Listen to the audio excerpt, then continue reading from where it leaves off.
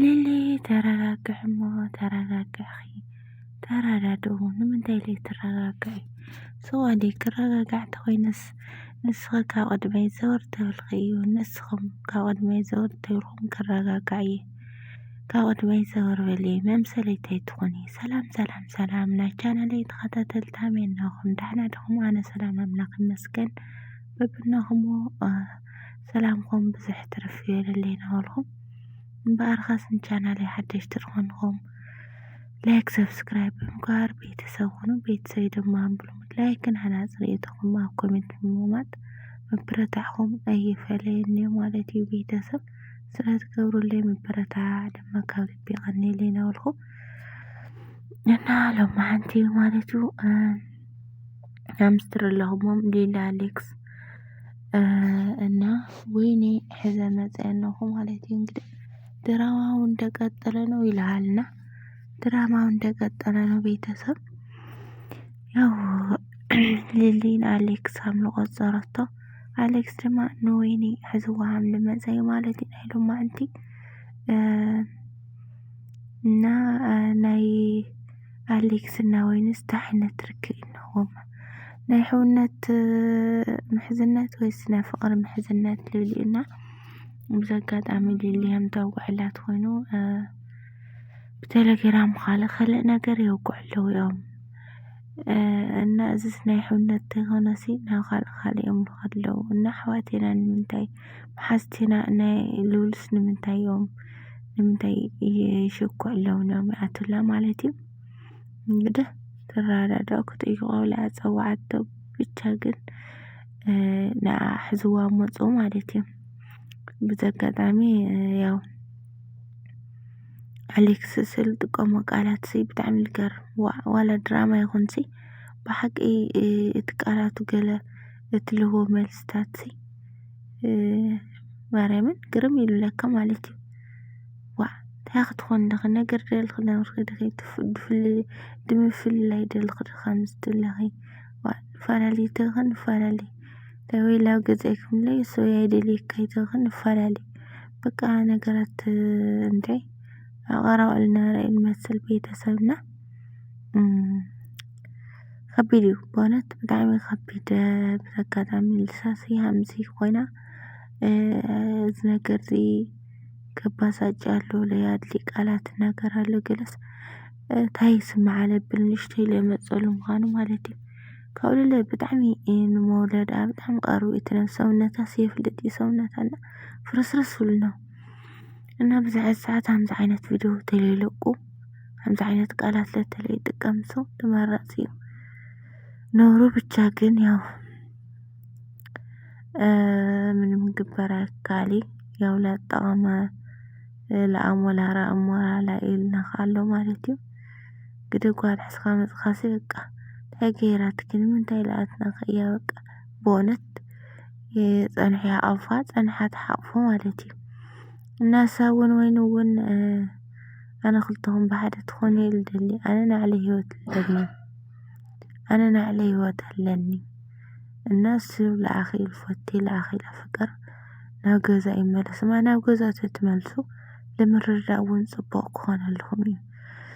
ይኣትላላ ማለት እዩ ለልውን ኣነ ይደሊን እና ናባዕልኩም ህይወት ንወሩ ካብ ኣነ ህይወት ግን ውፅለይ ግን ክልተኹም ህይወትኩም መምራሕ ትኽእል ኢኹም ይኣትላ ማለት እዩ ብቻ ኩሉ ነገርስ ሃም ትናገሩ ተትኾን ጽቡቕ ኢና ናባዕልኩም ህይወት ምርሑ ካብ ምስራለ ያው ከቢድ ብጣዕሚ ትፈትዮ ሰብ ለዘብና የትብሎ ተፍቅሮ እሲ ኣብነኩኻ ስቕልኻ ደብርኻ ልኸይድ ነገር ኣይኮነ ኢልካ ሓማቕሓ ማለት እዩ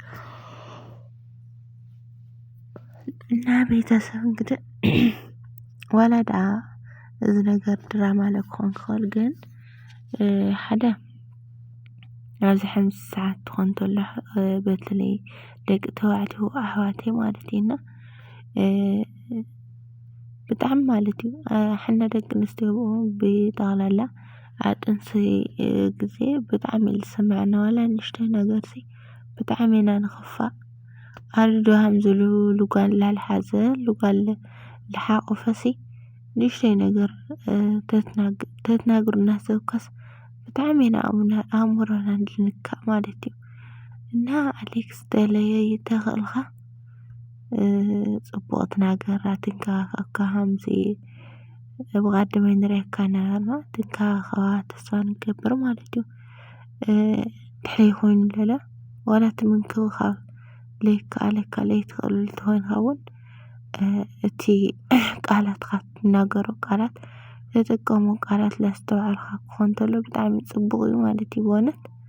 ለእውን ንባዕልካ እውን ነገ ለየጣሕሰካ ነገር ማለት እዩ። ምክንያቱ ሕዚ ብለየድልዩ ቃላት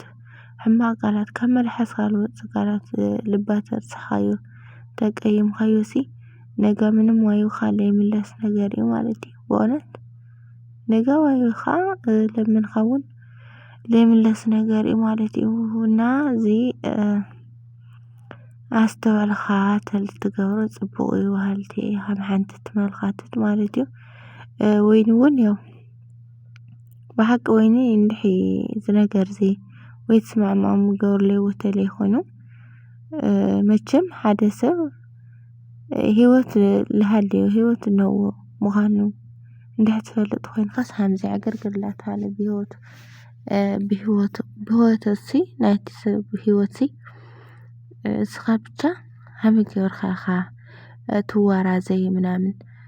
ወይንሲ ንኣሌክስ ምሕዳግ ሞላዝም ንክልተኦም ተተዓርይ ግን ፈጽሞ ኣሌክስ ተዓጽያቶ ኣሌክስ ምስ ኣሌክስ ምርኻብ ይኹን ምንም ነገር ግንኙነት እንድሕር ከለይ ትገብር ከይፈትየ ሰበይቱ ምስ ሰበይቲ ክውዕል ምስ ሰበይቱ ክመኻር ምስ ሰበይቱ ኩሉ ነገሩ እንትን ክብል ማለት እዩ። እና ኣብ ዝተለላቲ ኮይኑሲ ከዚ በተለይ ከፍእዎ ስለለሎ ዝኾነ ይኹን ምክርስ ናብ ገዘይ ይሕዝ ልመጽእ ናብ ገዘይ ይሕዝ ልመጽእ ኣነ ከማኽሮ እና ማንኛውም ነገር ኣነ ለማኽሮ ያብላ ትናገራ ማለት እዩ። እና እዚ ነገር ኣብ ወይኒ እውን ብጣዕሚ ኣብ ማእኸል ክልተ ፍቁራት ኣብ ማእኸል ክልተ ሰብ ሓዳር ከምዚ እንታይ ክኸውን ብሓቂ ብጣዕሚ ወንጀል እዩ ማለት እዩ። ወንጀል እዩ። ወንጀል ክልክስ ጌጋ እዩ ብዘሎ ጌጋ ምክንያቱ በቃ ለይኾን ነገር ኣብ መንጎ ክልተ ፍቁራት ኣትካ ከምዚ ምሕማስ ለዛ ምሳ ጥንሲ ሌናታብ ዝሓዘትሉ ግዜ ማለት እዩ። ሕዚ ዝናቶ ደረጃ ብዙሕ ነገር ኢኻ እንትን ትብልና ብእውነት ብጣዕሚ እያ ተሕዝነካ ቃሪዶ ከምዚ ወሽከለል ገለ ትተኸን ምናምንስ እና ከቢድ እዩ ዝፈልጦ ኣይፈልጦና ወይኒ እውን ካብ ህይወቶም ተትወፂ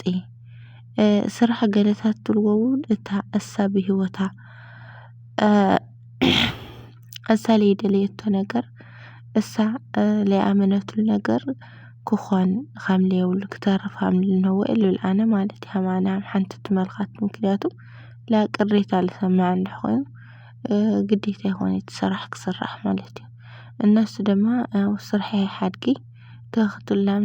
ስርሐይ ኣይሓድጊ ኣነ ይብልዋ ማለት እዩ። ቤተሰብ እንግዲህ ምንም ክበሃል ኣይከኣል። ያው ግን ኣሌክስ ብጣዕሚ ስዲት ኹን ብጣዕሚ ትጥቀሞም ቃላት ላመረፅካ ትኾን ጽቡቕ እዩ ማለት እዩ ብሓቂ። እና ኣሌክስ እውን ማነው ልልይ እውን ፈጣሪ የበርትዕኺ የጠንክርኺ ሓንቲ ናይ ወትሮ ጥንካረኺ ጠንካራ ኮይንኺ ንክንሪአክ ድማ ሰብ ሙሉእ ተስፋ ኢና ማለት እዩ። እና ቤተሰበይ ክቡራተይ ናይ ልምዕቲ ቪድዮ ዝመስል ነብሩ ብቐጻሊ ቪድዮ እስካብ ንራኸብ ድማ ሰሰናይ ነው ብዘይ ክሳናወተኩም ማለት እዩ። በድጋሚ ቤተሰብ ድኾንኩም ላይክ ሼር ሰብስክራይብ ብምግባር ቤተሰብ ሁኑ። ቤተሰብ ድማ ብልሙድ ላይክ ናና ፅሬቶኩም ኣብ ኮሜንት ብምግባር መበረታዕኹም ኣይፈልየኒ ማለት እዩ። ያው እቲ ድምፂ ኢለ ንደቀሱ ስለሌለውኒ እንግዲህ ንደቀሱ ስለሌለውኒ ንወይ እቲ ድምፂ ብጣዕሚ ትሑት ማለት እዩ። ናይ ብጣዕሚ ይቅርታ እና ቤተሰበይ ክቡራተይ ልፈትየኩም ስድራይ ማለት እዩ። ብድጋሚ ሰሰናይ ተፅብቁ ተጥዕሙ ማማቻው ለበደና አልኩ ብዙ ክሳና ያተኩም ባይ ባይ